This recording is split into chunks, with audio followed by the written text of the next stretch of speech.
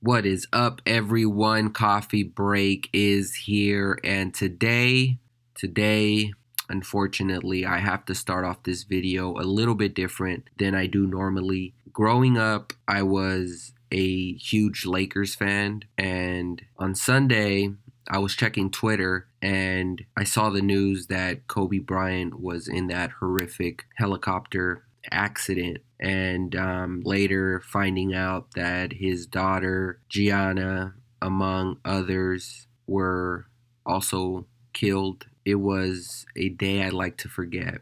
And I didn't know Kobe personally, I didn't know any of the other folks, but prayers up to everyone involved, everyone who's been affected.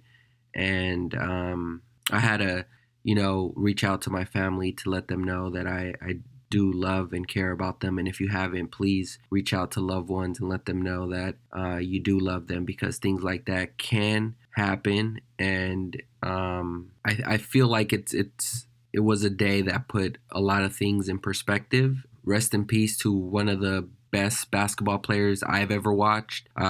He was definitely my idol growing up, and it was just a very sad day yesterday. I had a lot of things I wanted to do on my Sunday to get prepared for Super Bowl 54.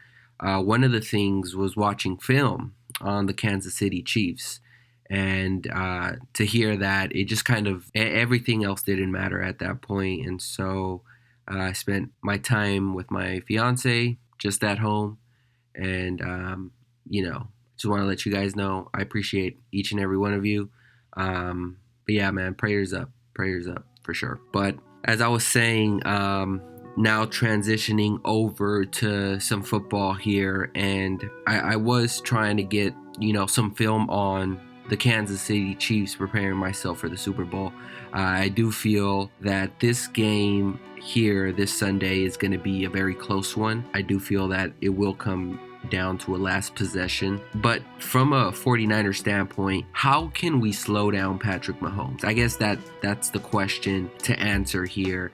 And the media has been praising his play throughout the playoffs, and I mean for good reason. He's been playing lights out. But that doesn't mean he can't be beat. With his receivers essentially being track stars, it adds another wrinkle to their offense. That's all they do. Run, and run. And no, I'm not talking about running the football. I mean, Mahomes has more rushing yards than his running back in the postseason. That's kind of an incredible stat. So not a running team by any measure. They naturally spread their receivers across the field to work to their strengths. So it's really up to Saleh to figure out how we can maybe get KC out of their comfort zone. And I think it starts at quarterback.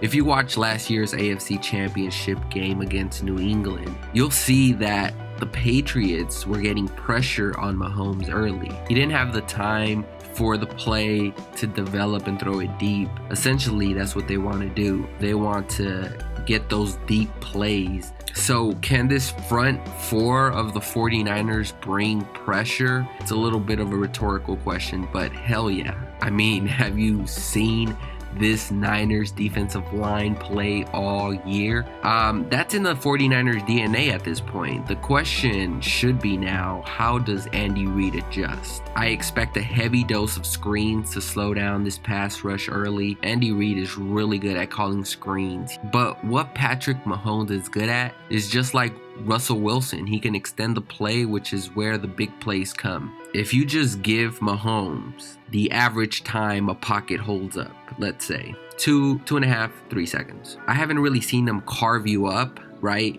Like stay in the pocket, carve you up like Peyton Manning would, like Tom Brady would. That's just not his style of play, granted. But if he can roll out of the pocket and make throws, that's him. That's his bread and butter. He will kill you. And essentially, that's why he's so good. And I'm not saying that's a bad thing. I'm just saying that's kind of where we're at here in the NFL, is the off-scheduled play.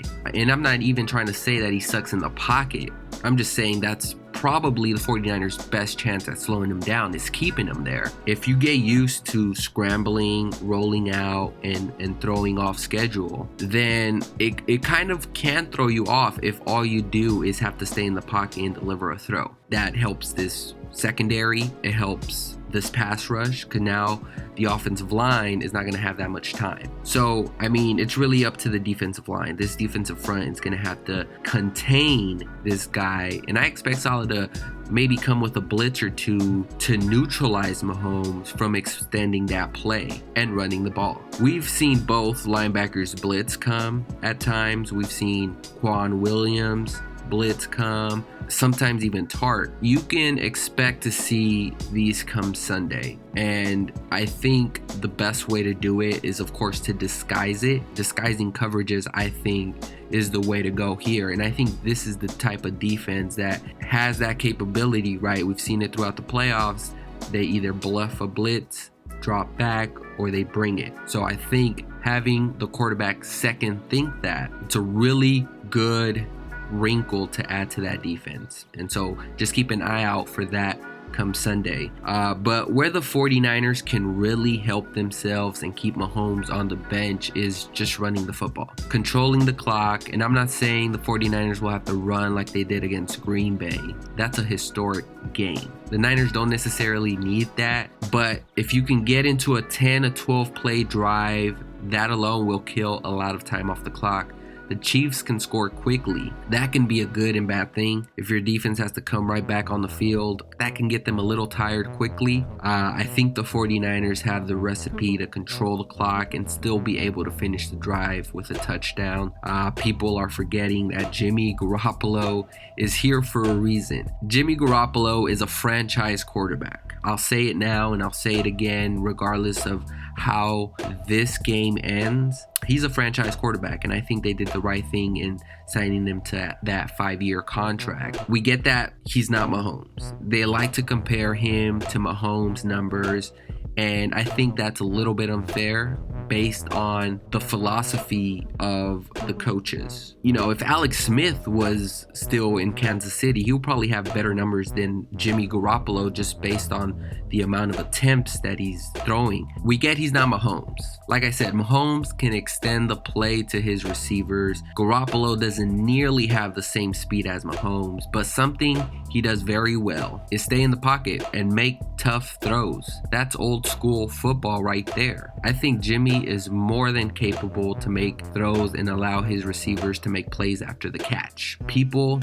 are really underestimating this 49ers offense, and I'm personally okay with that as a fan. They think the quarterback is the weakest link on this team, and I can't wait for Sunday because I think Jimmy is going to prove why he can be an elite quarterback in this league. But anyways, guys, let me hear from you. What are some other problems this Chiefs team presents to the 49ers? Go ahead and drop your comments below. Here are some of your comments left in my previous video. Hope that everyone enjoys the game. Stay safe out there. I'm trying to just, be in the moment, trying to enjoy this game after what happened, this past weekend. But, like I said, I appreciate each and every one of you guys. Please reach out to loved ones. Tell them you love them. Who's going to have a Super Bowl party? I guess that's another thing you could go ahead and drop down in the comment section.